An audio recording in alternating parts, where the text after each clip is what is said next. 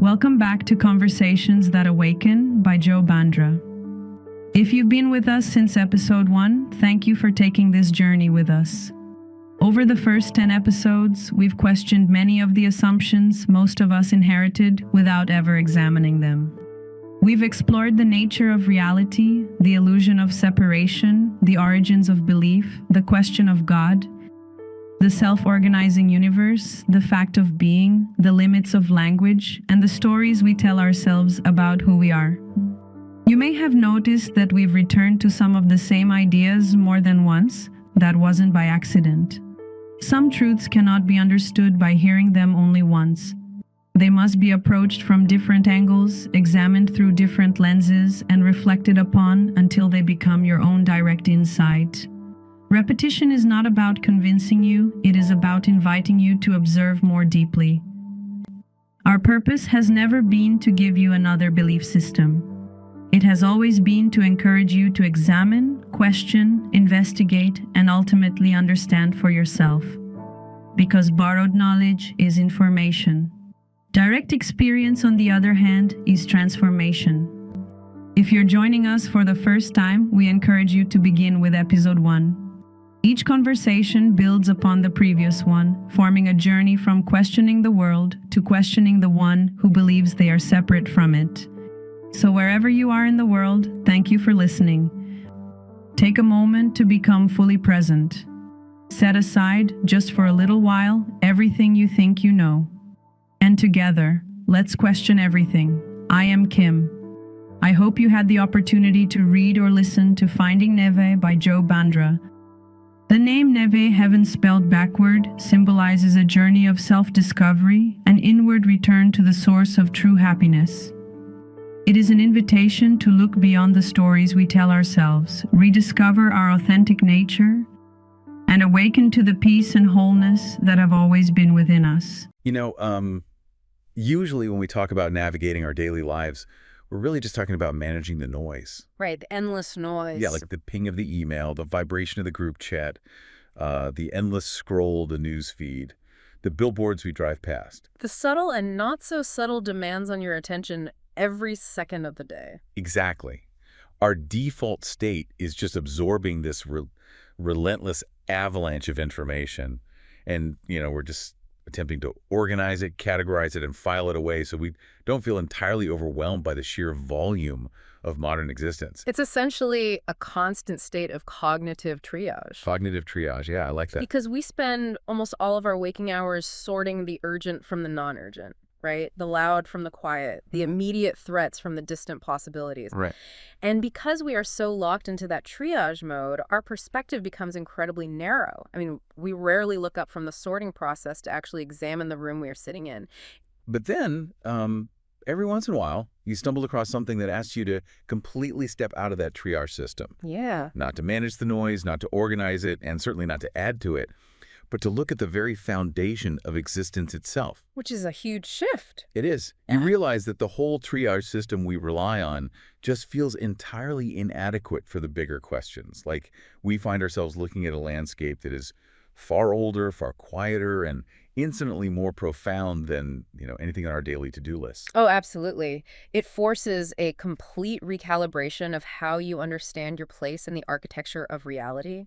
It's the absolute definition of shifting your perspective from the microscopic anxieties of your calendar to the cosmic reality of your actual being. And that is the exact shift we are making today. Welcome to today's deep dive. Glad to be here. We are stepping away from the daily information overload to look at something truly foundational.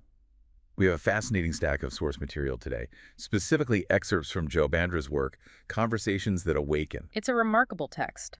Okay, let's unpack this. Our mission today is to explore a framework known as Sanatana Dharma. Right. Now, you might have heard that term thrown around as a religious label, but we are going to look at it the way Bandra presents it. Which is very different from the common usage. Yeah, as a massive overarching framework for understanding reality itself. We're going to examine this through several interconnected lenses, ranging from the hard mechanisms of physical science, through philosophy and psychology, all the way to, the granular details of how you interact with people in your everyday life. And setting the tone here is crucial before we get into the heavy lifting. Definitely. Our goal with this deep dive is not to hand you a new belief system to adopt. You don't need to sign up for anything, defend a dogma, or change your personal philosophy to extract immense value from this material. No one is asking you to join a club here. Exactly. The goal, as Bandra heavily encourages throughout the text, is to engage in a sincere, analytical investigation of truth. We are here to synthesize this information, spot the underlying patterns, and see what happens when we ask massive questions without jumping to immediate, comfortable conclusions. So let's dive right into the deep end. The text starts by essentially deconstructing the term itself, right? Sanatana Dharma. Yes, the linguistics of it are really important. Because if you look at the Sanskrit translation, it breaks down into two distinct parts that carry immense philosophical weight. Sanata means eternal, and Bandra is very specific here. It doesn't just mean a really, really long time. No, not at all. It means something that was never created and cannot be destroyed. It implies a state that exists entirely outside the construct of time. Right. And Dharma refers to the nature, the order, or the principle through which reality actually operates. What's fascinating here is the distinction between a temporal religion and an eternal operating principle. Expand on that a bit. Well, today the term is very closely tied to Hinduism, right? It carries a specific cultural and religious weight. Yeah, totally. But Bandra points out that its original, deeper meaning reaches far beyond any localized religious identity.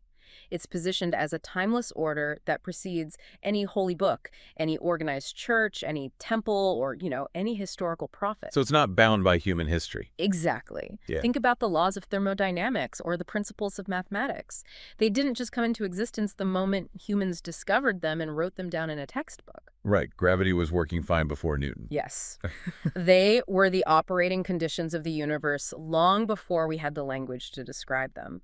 So Sanatana Dharma is asserting that there's an underlying operating system to consciousness and reality itself, and that human beings have the capacity to align with it. Okay, to really grasp that operating system, Yeah. we have to look at the terminology the text uses for the ultimate reality. This is where people get tripped up. Yeah, big time. Bandra brings up the Upanishads, which are these ancient foundational philosophical texts, and introduces the word Brahman. Now, the text makes a strict, crystal clear distinction here that trips up a lot of people, especially in Western interpretations of Eastern philosophy. Yeah. It distinguishes strictly between Brahman and Brahma. And this is where precision in our language is just absolutely essential. The words sound almost identical, but conceptually they are galaxies apart. Totally different things. Brahma, ending with the A, is the creator deity within the Hindu tradition. Brahma is a specific figure, a localized entity with a specific role, a history, and an iconography within a pantheon. Like a character you can point to. Right. Brahman, on the other hand, is the infinite ground of existence. It is not a person. Okay. It is the source from which everything arises, the ubiquitous presence within everything that currently exists, and the fundamental reality into which all forms eventually dissolve. I was trying to wrap my head around this while reading the notes, and I thought of it this way. Okay, let's hear it. Imagine you are examining the entire concept of a beautifully written epic novel. Okay. Brahma, the creator deity, is like a remarkably powerful character written into that story. Let's say he's the omnipotent wizard who supposedly created the magical world within the plot of the book. Right. He's inside the narrative. Exactly. But Brahman is the medium of storytelling itself. Yeah. It's the paper, the ink, the alphabet, the cognitive capacity for language. Well, that's good. It's the underlying structural medium that allows the story, the wizard, and the magical world to exist in the first place. Right. Like, you can't point to a specific noun on page 42 and say, there is the concept of language. Language is the ground that makes the noun possible. That analogy captures the dimensional shift perfectly. It helped me, at least. And if we connect this to the bigger picture, it is incredibly freeing to view ultimate reality not as a person sitting on a throne in the clouds, managing the universe like a micromanaging CEO, but as the fundamental ground of being. It takes the pressure off, in a way. It removes this idea of a distant transactional figure whom you have to appease. Instead, Bandra prefers to call this reality the divine creative principle. The divine creative principle. Yes.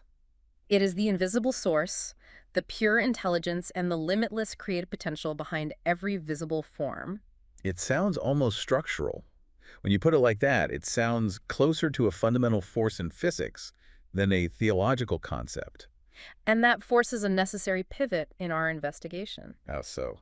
Well, if this divine creative principle isn't a supernatural person in the sky, but rather the very ground of physical and metaphysical reality, how does it actually manifest? If we want to observe it, where do we look? Right. We can't just leave it in the realm of abstract Sanskrit terms. We have to look at the physical universe. Exactly. And the text asserts something that we all vaguely acknowledge but rarely stop to actually metabolize. Which is? Interconnectedness as a hard, verifiable physical fact. Oh, yes. The science lens. Science proves we are not separate, isolated objects bumping around in an empty container called space. I mean, the carbon currently making up the cells in your body, the iron in your blood, the calcium in your bones, they were forged inside the furnaces of ancient stars that went supernova billions of years ago. We throw around the phrase, "we are made of stardust," so often that it has almost become like a greeting card cliche. Right. It loses its punch. But the biological and physical reality of it is staggering. I mean, the oxygen you are breathing at this exact second is a byproduct of oceanic plankton and vast forest networks interacting with solar radiation. It's wild when you really think about it. The water constituting 60% of your body has circulated through clouds, underground aquifers, river deltas, and the biological systems of countless ancient organisms. Gross, but true. Yeah. You are not a static entity. You are a highly complex, temporary holding pattern for ancient circulating elements. So the key takeaway Bandra offers here is a total inversion of how we normally perceive our existence. You are not living inside the universe, like a guest visiting a hotel or a stranger dropped onto a rock. Right. You are the universe, currently and temporarily appearing as a human being. The universe is doing you in the exact same way the ocean does a wave. You are an expression of the whole. But here is where we have to delineate the boundaries of our current scientific paradigms. Okay, what do you mean? Science is unparalleled at explaining the how. It gives us genetics, biological development, the laws of thermodynamics, the fascinating mechanisms of emergent properties. Right, the mechanics. Science can look at a fertilized human egg and describe with astonishing precision how it divides, how stem cells differentiate, and how it builds a complex central nervous system without a microscopic architect standing there holding a blueprint. Which is miraculous in itself. It is, but Sanatana Dharma pushes past the mechanism to ask the why.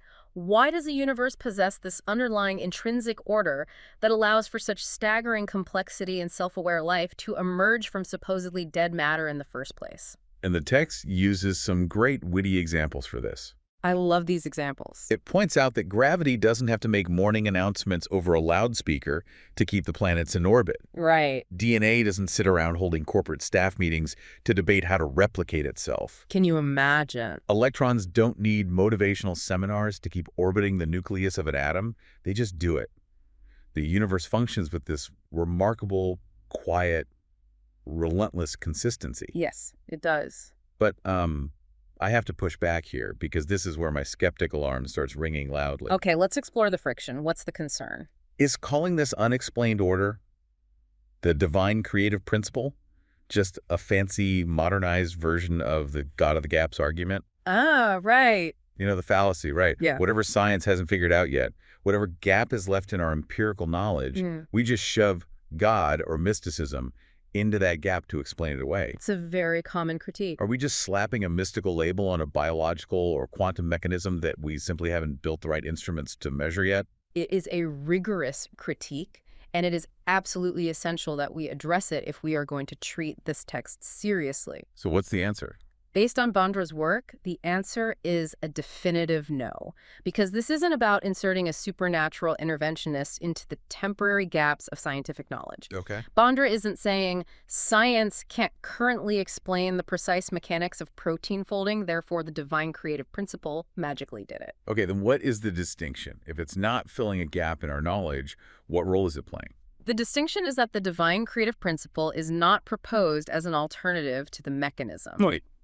It is the intelligence expressed through the mechanism. Yeah, the mechanism. Okay. Science meticulously catalogs the laws of nature, but it cannot fundamentally explain why there are laws instead of pure, unadulterated chaos. Right. Why is there order at all? Exactly. Why is the universe intelligible at all? Sanatana Dharma doesn't compete with the scientific mechanism. It doesn't dispute evolution or quantum field theory. It's not anti-science. Not at all. It simply invites us to contemplate the profound mystery that a mechanism exists at all. The principle isn't an interventionist person pulling levers behind a curtain. It is the very nature of reality that allows atoms to bond, cells to divide, and consciousness to arise. Okay, so it's not a wizard interfering with the gears of a clock. It is the reason there is a clock, the reason the concept of time exists, and the fundamental reality that allows gears to turn at all. Precisely. It is the order itself. And acknowledging that order fundamentally shifts our self-perception. Which brings us to a massive philosophical intersection. Moving to the second lens. Yeah, because if we accept this physical, elemental connection to the stars and the water cycle, and we accept this underlying order, it creates a massive ripple effect for our internal lives. Oh, a total paradigm shift. Because understanding our physical bodies is just temporary biological expressions of the universe is one thing. That's physics. Right. But what about our minds? What about this incredibly loud, persistent voice in my head that constantly asserts my individuality? Like, who do I think I am? And this transition from the physical to the conceptual is where things get deeply uncomfortable in the best possible way. Bring on the discomfort. We move from science to philosophy. Philosophy asks the truly heavy, destabilizing questions. Who am I? What is actually real? Right. And the framework we are looking at offers a deeply challenging inquiry into the fluidity of identity, or more accurately, the illusion of a fixed identity. Yeah, the text notes that we constantly, habitually, and almost obsessively mistake our temporary circumstances for our absolute true selves. We do it all day long. We point to our physical bodies, our given names, our impressive job titles, our nationalities, our strongly held political beliefs, and we fiercely defend them, saying, this is me, this is who I am. Yes. But the obvious problem, which we spend enormous amounts of energy ignoring, is that all of those things are in a constant, unstoppable state of flux. They are entirely impermanent. Just look at the biology. Your physical body today shares almost no actual cellular material with the body you inhabited as a toddler. Basically a new person. You are physically a different entity. And look at your psychology. Your opinions and worldviews have likely shifted drastically over the last decade, perhaps even over the last year. Oh, definitely. Your emotions change by the hour. Your social roles, student, employee, parent, friend, spouse, they fluctuate, they end, they evolve. So true. If you define yourself entirely by things that are guaranteed to change, you are building a house on shifting sand. Right. So the philosophical inquiry becomes, if you are composed entirely of moving parts, who is the you that remains to witness the movement? I was trying to ground this in a modern experience. Yeah. Think about looking at your old social media profiles from, say, 15 years ago. Oh, no. Right. You look at the clothes you wore, the extremely dramatic song lyrics you posted as your status, the deeply held opinions you argued about with strangers in comment sections. It's painful. And what happens? You physically cringe. You think, who in the world was that person? I have nothing in common with them. It's a nearly universal experience of psychological dissociation. You are alienating your present self from your past self. Right. But let's dig into why it's embarrassing. Okay. Your opinions changed, your fashion sense changed, your entire avatar for navigating the world changed. Yeah. But the underlying awareness, the silent, subjective witness that experienced that cringeworthy past 15 years ago, is the exact same unbroken awareness that is currently experiencing the cringe right now in the present. Wow. Yes. The content of your life completely flipped, the furniture in the room was entirely rearranged, but the room itself, the raw container of awareness, hasn't aged a single second. It is totally untouched by the embarrassment. That is a brilliant way to frame the distinction between content and consciousness. Thank you. And that container, that silent observing presence that never ages and never changes, is what Sanatana Dharma calls the Ennod. The odd man. Yes. It is the deepest self. It is the simple, unadorned awareness that knows your experiences. It is the light that illuminates the changing film reel of your life. Right. And the central, earth-shattering philosophical insight of the Upanishads is that this Atman, your deepest internal localized awareness, is not fundamentally separate from Brahman, the ultimate infinite reality of the universe. Which is just a massive paradigm-breaking concept to drop on someone. It really is. The text is literally saying that the quiet awareness looking out of my eyes right now is the exact same fundamental stuff as the ground of all reality. And to take that a step further, it means the perceived separation between you and the universe is an optical illusion of consciousness. An optical illusion. Bandra uses a classic, beautiful metaphor to explain this relationship, the wave and the ocean. Oh, I love this one. Think of the surface of the sea. There are billions of individual waves. Each wave has its own unique shape, its own brief lifespan, its own specific height and trajectory. Sure. But the wave is entirely 100% made of ocean. The wave is not the entire ocean. It doesn't contain all the water. But it is never, for a single microscopic fraction of a second, separate from the ocean. Right. Its entire reality is just oceaning. So the temporary identity, the name, the job title, the social media profile, the specific anxieties I have today, that is just the shape of the wave. Yes, the shape is temporary. And the Atman, the core awareness, is the water itself. Wow. This raises an important question, though. Which philosophy demands we face with total honesty? What's that? If we truly metabolize this realization, it completely dismantles the illusion that reality is divided into isolated adversarial fragments. Right. Diversity absolutely exists. There are billions of beautifully distinct waves, but there is only one ocean. There are billions of living, breathing beings, but the framework proposes there is only one underlying reality expressing itself through these countless magnificent forms. But, and here's where the philosophy collides violently with reality. Let's hear it. If my true nature is this deep, unshakable, eternal awareness, right? If I am fundamentally the water and not the temporary shape of the wave, why is the shape of my wave so incredibly stressed out? If I am fundamentally one with the universe, why did my heart rate spike last night? Because a coworker sent me a vaguely passive-aggressive email. The human condition. Seriously, why do I feel so constantly threatened if I am part of the eternal ground of being? That is the friction point. That cognitive dissonance is exactly where we must shift from philosophy to psychology. Lens number 3. Philosophy gives us the ideal reality. Psychology explains why we are so terrible at experiencing it. So true. Psychology asks why human beings, despite our immense intelligence, generate so much unnecessary suffering. And the framework we are discussing provides a very precise clinical architecture of human suffering. Break it down for us.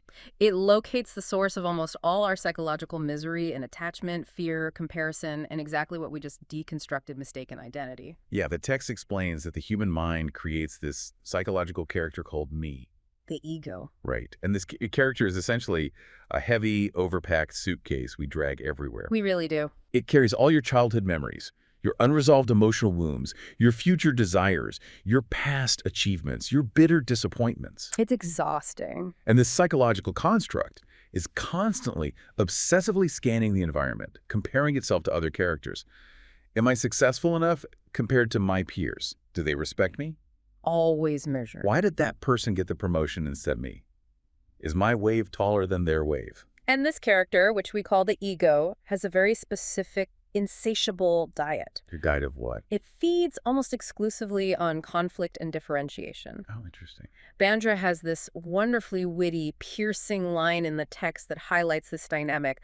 Apparently, silence is bad for ratings. That line perfectly encapsulates the modern condition. It is surgically accurate. The ego survives by maintaining a narrative of separation. Give me an example. Think about the mechanics of it. Even when your immediate physical reality is perfectly fine, you are sitting safely on your couch, the temperature is comfortable, you are fed, there are no predators in the room, what does the mind do? It panics anyway. It dives into the past to dig up an argument you had 3 years ago so you can win it in your head. Well, I've done that. Or it projects wildly into the future to invent a brand new hypothetical emergency. It does this just to keep the me character relevant and engaged. I have to have a plot. Exactly. If you identify entirely with this ego, every piece of constructive criticism is felt as a lethal biological attack. Every small social failure is processed as a catastrophic personal tragedy. So what does this all mean? Practically speaking. Yeah, like if you are driving to work right now listening to this, how do you actually apply this? Because I read this section and my immediate practical reaction was, okay, does Sanatana Dharma expect you to completely destroy your personality? That's a huge leap. Do I need to dissolve my ego entirely to reach this state of peace? Because honestly, how do you function in modern capitalistic society without one? It's a fair question. If you don't have an ego, How do you advocate for yourself in a salary negotiation?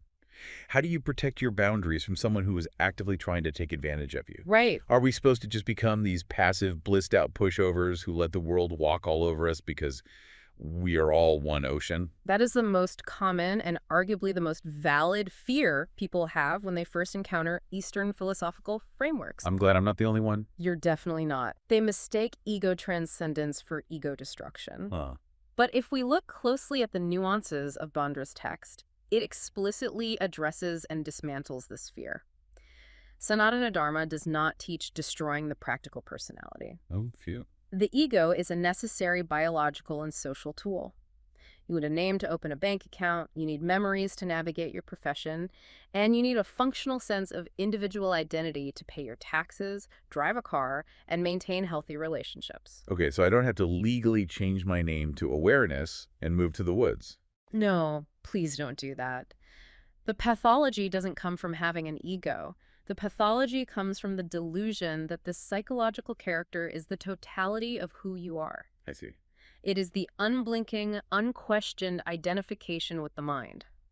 When you believe you are the character's problems become existential threats. That makes so much sense. The psychological shift that this framework invites is moving from unconscious reaction to conscious observation. Moving from unconscious reaction to conscious observation. Let's ground that. What does that actually look like in real time during a stressful day? Well, let's take your example of the passive-aggressive email. My favorite example. When you read that email, a biological and psychological reaction will occur. Anger may arise. Your heart rate might speed up. Your mind will instantly start drafting a venomous reply. Oh yeah, writing the draft before I even finish reading it. Exactly. Having an ego means those reactions happen, but conscious observation means you do not have to become the anger. You just watch it. You observe it. You recognize the anger as a temporary weather pattern passing through the vast sky of your awareness. A weather pattern. Freedom, as Bandra defines it here, isn't the magical, impossible absence of difficult thoughts or negative emotions. That's a relief. Freedom is simply no longer believing every single thought that enters your mind just because it's wearing a serious expression and demanding our attention. Ah, so the pain might still appear in the mind, the fear might still show up, the frustration of the job is still real, but you aren't building a permanent house out of those materials. Exactly. You are the awareness watching the fear, rather than being entirely consumed by the fear itself. Exactly. You are the sky. The sky. The thoughts, the emotions, the ego's demands, those are just clouds. Some are light and fluffy, some are dark storm clouds. But no matter how intense the storm is, it cannot fundamentally damage or alter the sky. Which is a beautiful realization to hold intellectually. I can nod along and say, yes, I am the sky. It sounds nice. But moving from just intellectually thinking about this concept to actually tangibly experiencing that spaciousness, I mean, that is an entirely different challenge. It is the main challenge. How do we cross that bridge? That necessary leap from the intellectual to the experiential brings us directly into the realm of mysticism. Lens number 4. And it's vital we redefine that word because mysticism is often misunderstood in popular culture. Yeah, people hear it and immediately think of crystal balls, levitation, or esoteric cults. Right, they think magic. But in this specific philosophical context, mysticism simply means prioritizing direct, first-hand experience over inherited second-hand belief. Bandra draws a really sharp contrast here between conventional religious structures and the mystical path. He does, very clearly. Because conventional religion often operates heavily on a model of inheritance. It says, believe what this prophet or this sage or this council experienced 2,000 years ago, read their account, and accept it. Right. It relies on proxy. Take our word for it, because the founder of our tradition had the direct experience, and now your job is just to maintain faith in their account. Just trust the manual. But mysticism is radically empirical in its own way. It says, do not take my word for it. The map is not the territory.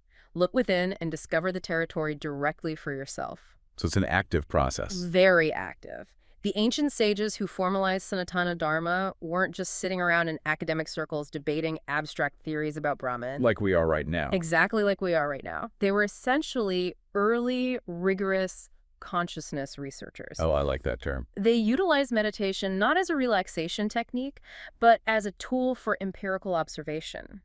They entered incredibly deep states of mental silence and meticulously investigated the nature of their own internal reality. And what did they find? What they discovered, which aligns with what we just discussed in psychology, is that beneath the incessant chatter of thought, beneath language, beneath memory, there is a silent, unmoving presence. And this is where the text gets incredibly profound and honestly a little dizzying.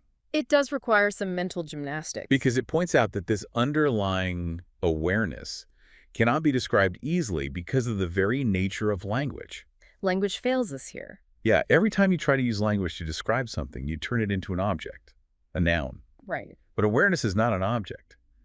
It is the invisible, subjective witness that knows all objects. This is the crux of the mystical realization. Unpack that a bit more. Think about the mechanics of perception. You can observe your physical body. You can look at your hands.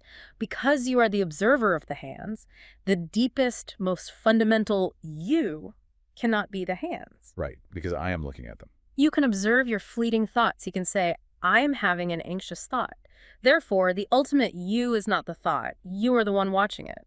Following so far. You can observe your emotions. You can even observe your highest, most abstract mental image of God. And because you possess the capacity to observe all these things, the ultimate observer cannot be categorized as any of them. Here's where it gets really interesting, because I was struggling to grasp this completely. It's elusive. Every time I try to look at my own awareness, I just find more thoughts about my awareness. Yes. It's like a paradox in physics. Yeah. It's like a flashlight trying to turn around and shine its own beam of light onto its own bulb.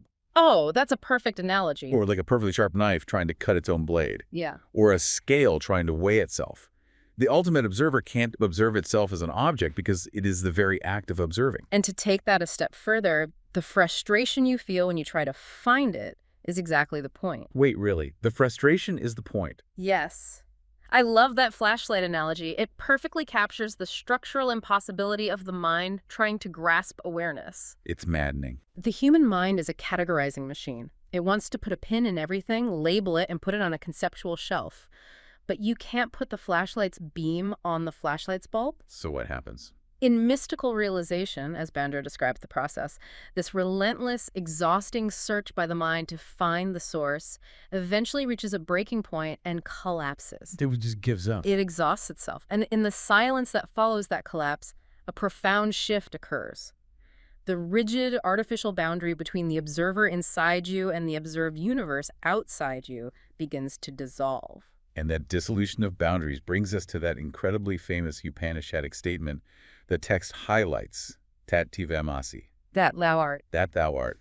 It is perhaps the most succinct distillation of non-dual philosophy in human history. It truly is. It is the shattering realization that there is no longer a little old me over here looking across a vast, terrifying distance at the giant, indifferent universe over there. The separation is gone. The source you have been desperately seeking outside of yourself, in temples, in achievements, in relationships, in philosophical texts, is not fundamentally separate from the very awareness through which you are currently conducting the search. Exactly. The light of the sun, the slow movement of the galaxies, the complex biology of a forest, and the silent awareness currently listening to these words are all varied expressions of one undivided fundamental reality. It really is the ultimate cosmic plot twist. The ultimate plot twist. You are exactly what you have been looking for. And Bandra notes that the true mystic doesn't just hold this as a comforting, warm and fuzzy intellectual belief. They don't just think, oh, everything is connected, how nice. No, they physically, viscerally, and consistently experience existence as sacred. Which is a profound neurological and psychological shift. It is. But experiencing this internal unity immediately forces us to turn our gaze outward once again. Okay, why?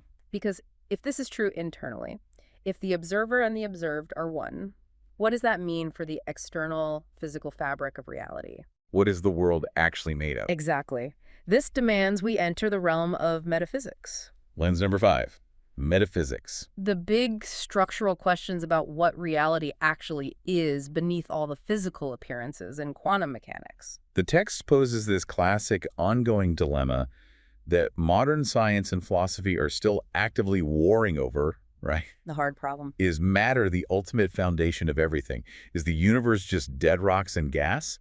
And consciousness is just a weird, accidental byproduct of incredibly complex brain chemistry? The materialist view. Or, conversely, is consciousness actually the fundamental reality, And matter is just an expression or modulation of consciousness. And the Sanatana Dharma firmly and unapologetically proposes the latter. Consciousness first. It posits that Brahman, this divine creative principle, this pure consciousness, is the unchanging ground of all changing experience. Forms arise, galaxies, planets, biological organisms, human societies, they stick around for a while, acting out their nature, and eventually they dissolve.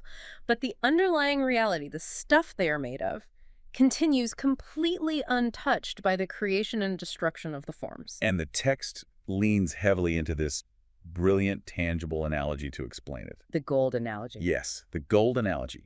Think about a lump of solid, unshaped gold. Okay. A master jeweler can take that gold, melt it down, and form it into a beautifully ornate ring.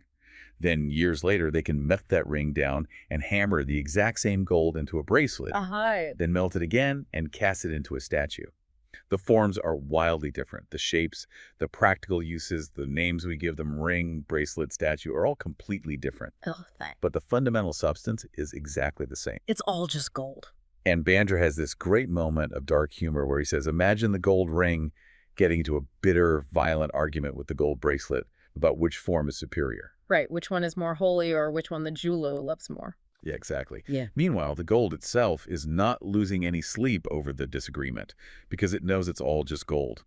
It perfectly highlights the tragic absurdity of human conflict over external forms. We argue over the shapes? Exactly. People appear in different biological bodies, different cultural contexts, different geographical locations, and different religious traditions.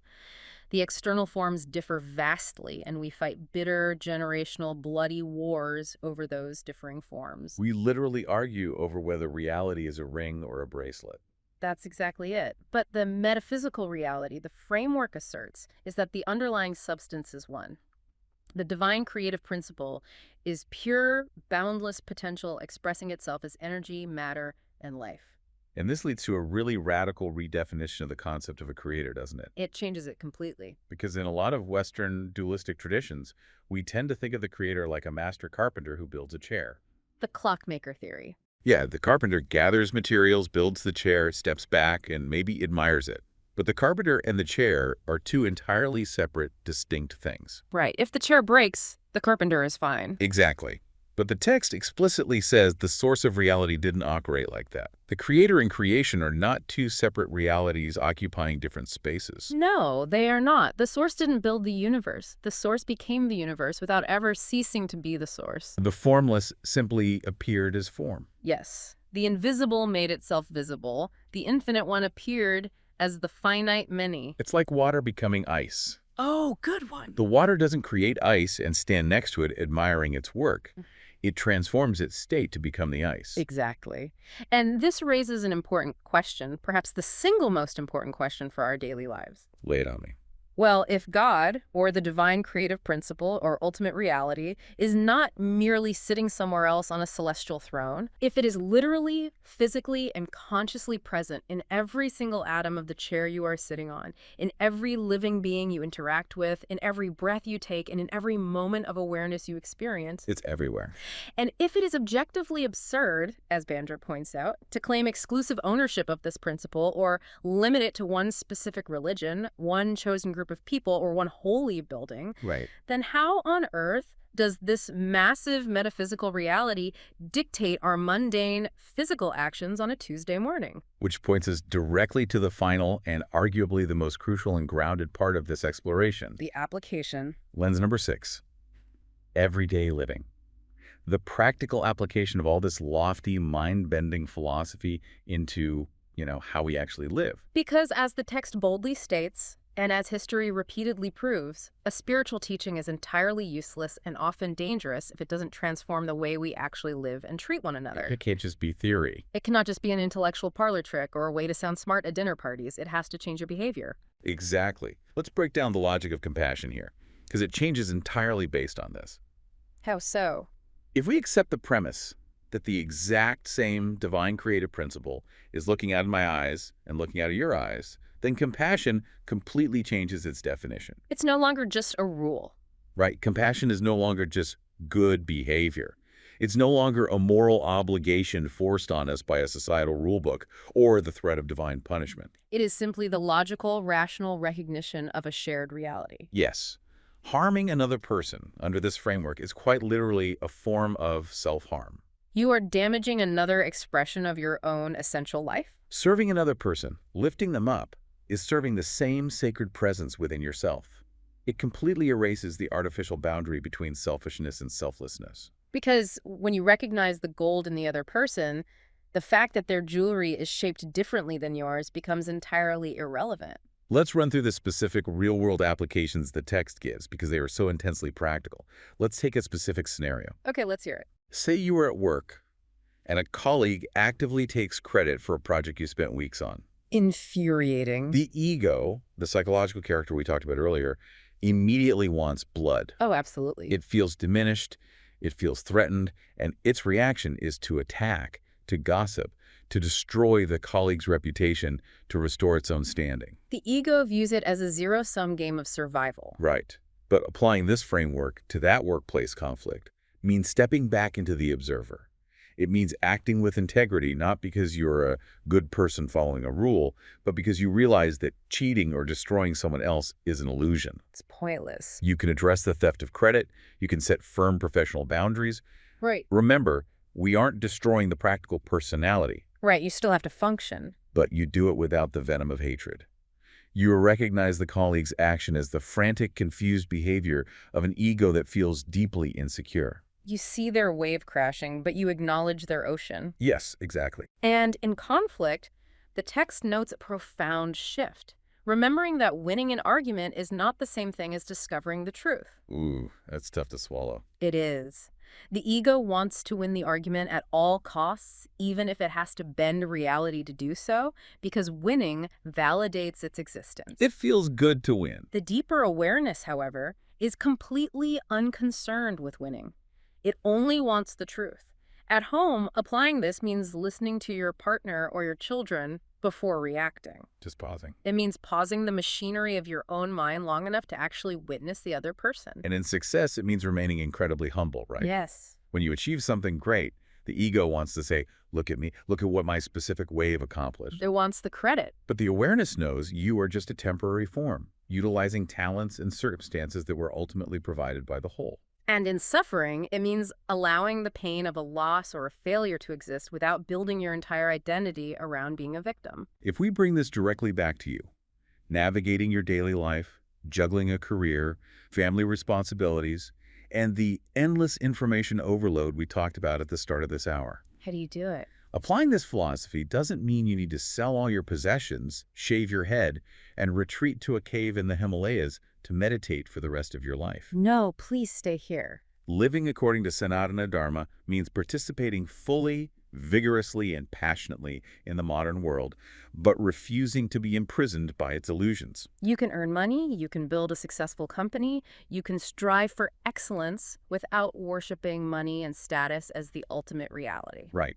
You can hold strong personal beliefs and advocate for political change without generating deep, cancerous hatred for the people who believe differently. Because you know they are just a different piece of gold jewelry caught in their own egoic programming. You can perform your job exceptionally well without letting your job title consume your entire sense of self. The text beautifully summarizes this practical integration by saying you can absolutely worship God in a traditional temple, church, or mosque if that form speaks to you. If that works for you, do it.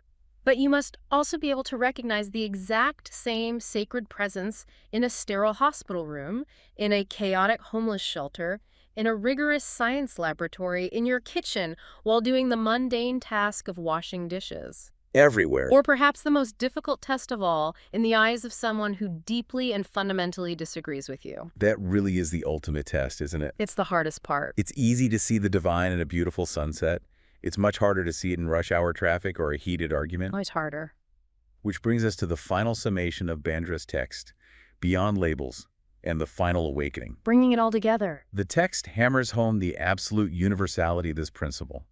It reiterates that Sanatana Dharma belongs to absolutely no one. No one owes it. No single culture, no single religion, no single era owns it.